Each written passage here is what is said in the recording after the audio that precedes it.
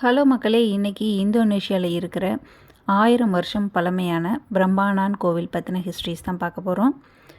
இந்தோனேஷியாவின் ஜாவா தீவில் இருக்க யோக்யகர்த்தா அப்படிங்கிற இடத்துக்கு பக்கத்தில் உள்ள பிரம்பானான் கோவில் இந்தோனேஷியா நாட்டோட மிகப்பெரிய மற்றும் 1000 ஆண்டுகள் பழமையான இந்து கோவிலாக இருக்குது.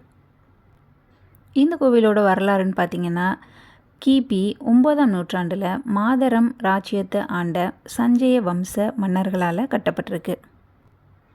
இந்த கோவில் முதல்ல சிவனுக்காக கட்டப்பட்டதால் இதன் பெயர் ஆரம்ப காலத்தில் சிவகிரகம் அப்படின்னு சொல்லப்பட்டிருக்கு.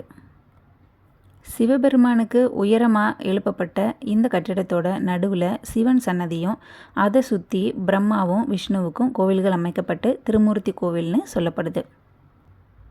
இந்த கோவிலோட மைய விமானம் 47 மீட்டர், அதாவது 154 அடி உயரம் கொண்டது. தென்கிழக்காசியாவோட மிகப்பெரிய இந்து கோவில்களில் இதுவும் ஒன்று. இதோட மத்தியில் 3 மீட்டர் உயரமான மகாதேவர், அதாவது சிவபெருமான் கம்பீரமாக இருக்கிறதா சொல்லப்படுது. 9ஆம் நூற்றாண்டில் பௌத்த வம்சமான சைலேந்திர வம்சத்துக்கு போட்டியாக இந்து வம்சமான சஞ்சய வம்சத்தால் அமைக்கப்பட்ட இந்த பிரம்மாண்டமான இந்து கோவில் முன்னாடி பிரம்பானான் வளாகத்தில் 240 பரிவார கோவில்கள் இருந்ததாக சொல்லப்படுது.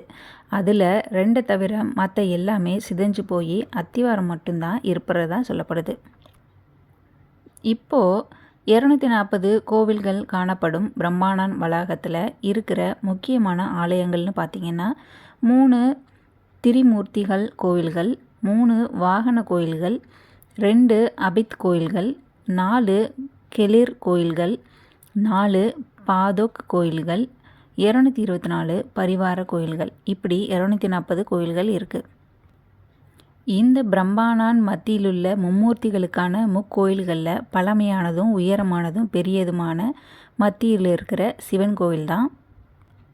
இந்த கோவிலோட சுவர்களில் ராமாயணம், அதுக்கப்புறம் மகாபாரத வரலாறுகள்லாம் அழகிய சிற்பங்களாக செதுக்கப்பட்டிருக்கு. அதே மாதிரி இந்த கோவில் யுனெஸ்கோ நிறுவனத்தால் உலக பாரம்பரிய சின்னமாக அங்கீகரிக்கப்பட்டிருக்கு.